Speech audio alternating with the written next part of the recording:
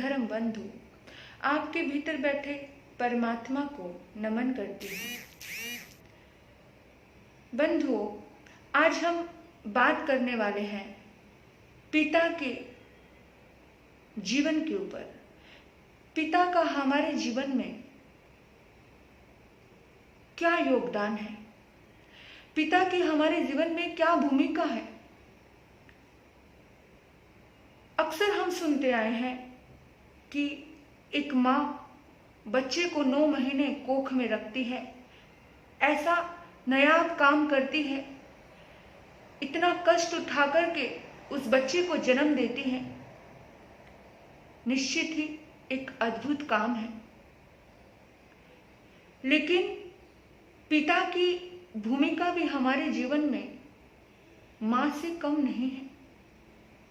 मां ने जन्म दिया तो पिता ने पाला पोसा, पालन किया, पिता पालनहार है।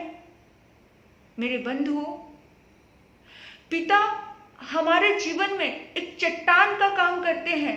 कितने भी दर्द आए, जिसके सिर पर पिता का साया होता है ना, उसके जीवन में दर्द उस तक पहुंच नहीं पाता, क्योंकि पिता खड़ा होता है सामने कि कैसे तू मेरे से पार किए बिना मेरे बच्चे को छू नहीं पाएगा।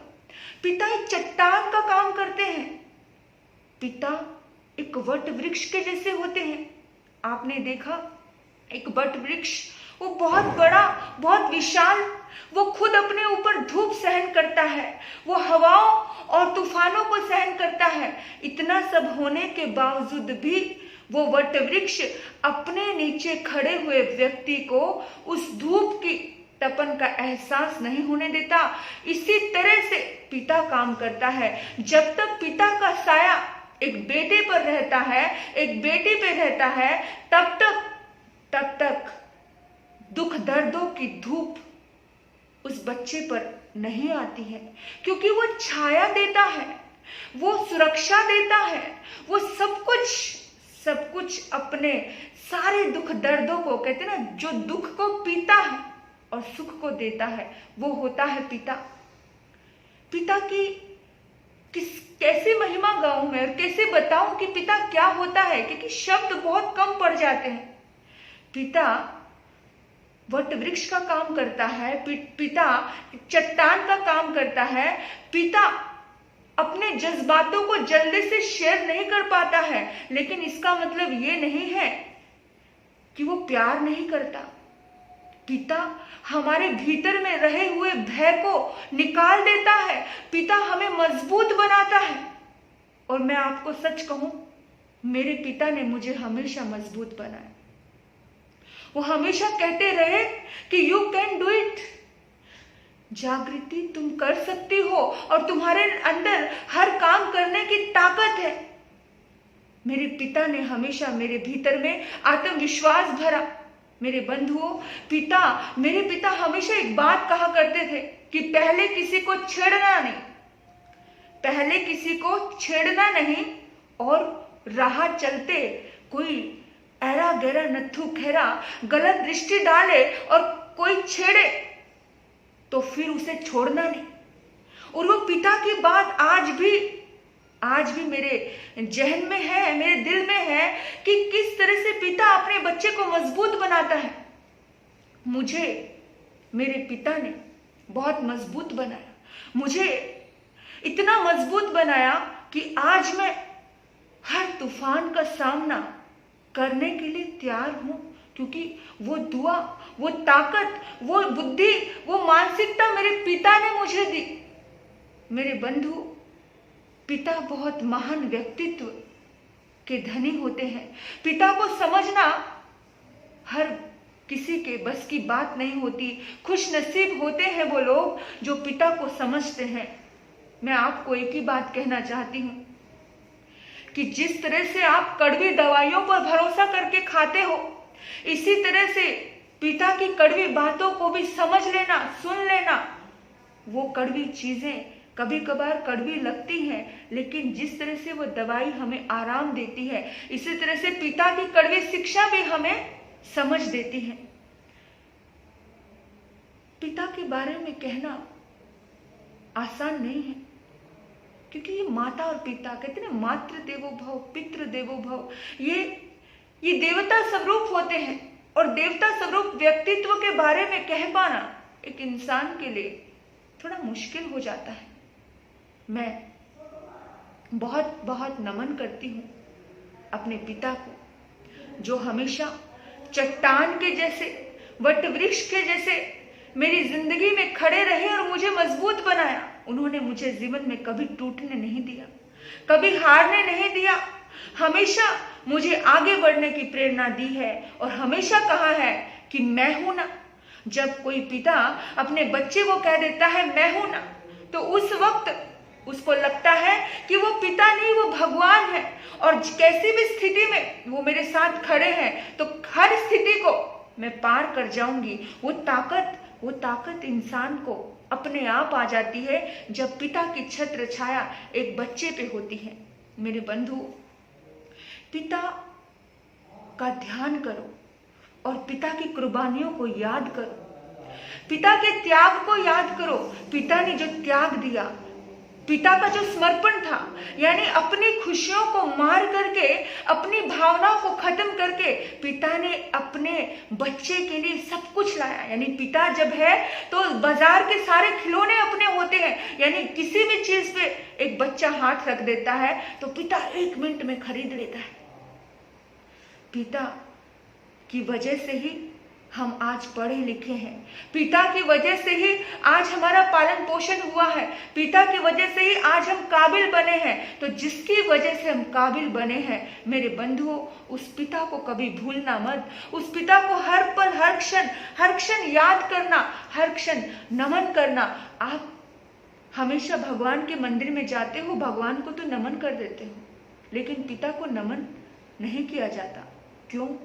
अरे जिसने तुम्हें चलना सिखाया, जिसने तुम्हें स्ट्रॉन्ग बनाया, जिसने तुम्हें इंसान बना दिया, जिसने तुम्हें बुद्धि दी, जिसने तुम्हें पालन पोषण किया, उसी व्यक्तित्व के बारे में तुम सोच नहीं पाते, उसी व्यक्तित्व को तुम नमन नहीं कर पाते हो।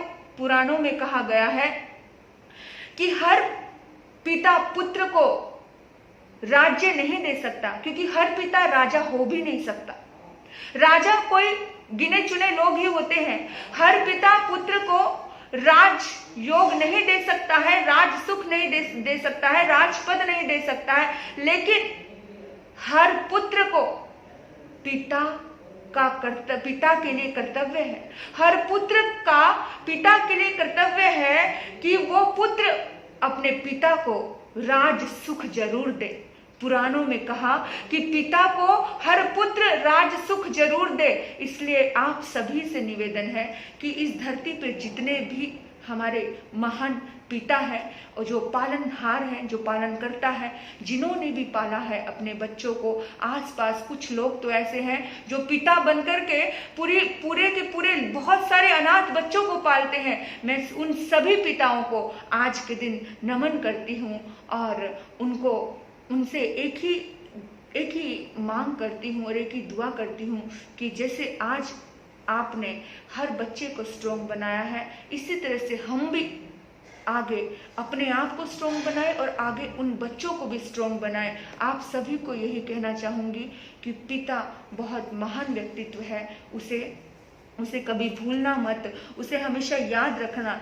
पिता होने का एहसास कभी नहीं होता। जब पिता होते हैं ना हमारे पास, हमारे जीवन में, तो पिता का एहसास नहीं होता कि पिता कुछ है, लेकिन जिस दिन पिता हमारी जिंदगी से चले जाते हैं उस दिन हर पल एहसास होता है कि काश मेरे पिता होते। तो मेरे बंधुओं, आप नसीबवान हो, आप सौभाग्यशाली हो कि आपके पास पिता है। जिसके पास है उसे कदर करनी चाहिए, वरना जिसके जीवन में पिता नहीं होते, जिसके जीवन में माता पिता नहीं होते, उसका आधा पुण्य छिन जाता है, उसका आधा पुण्य खत्म हो जाता है, उसकी जिंदगी में पुण्यों की कमी हो जाती है।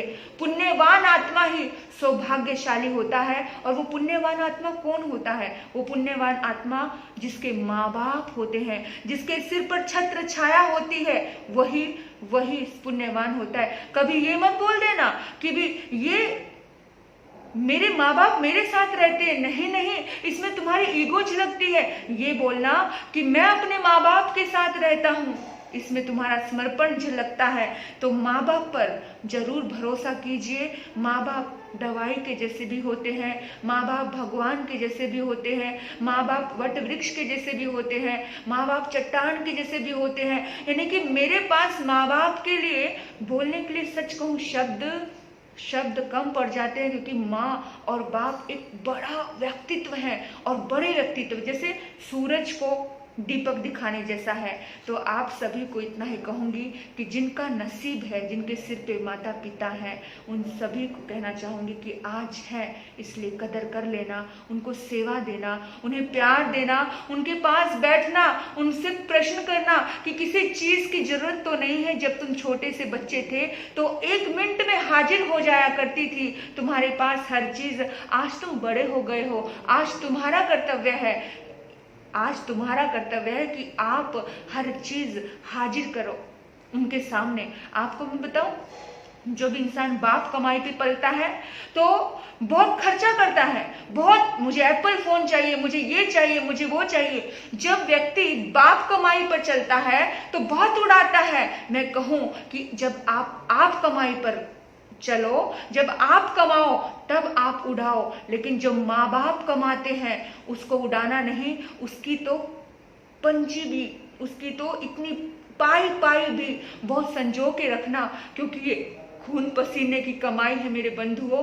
बाप कमाई तो प्रसाद, बाप कमाई तो ऐसी अद्भुत चीज होती है जिसको हाथ पर लेकर के, मत्थे पर लगा करके बहुत ज़्यादा भाव से, श्रद्धा से उसको यूज़ किया जाता है।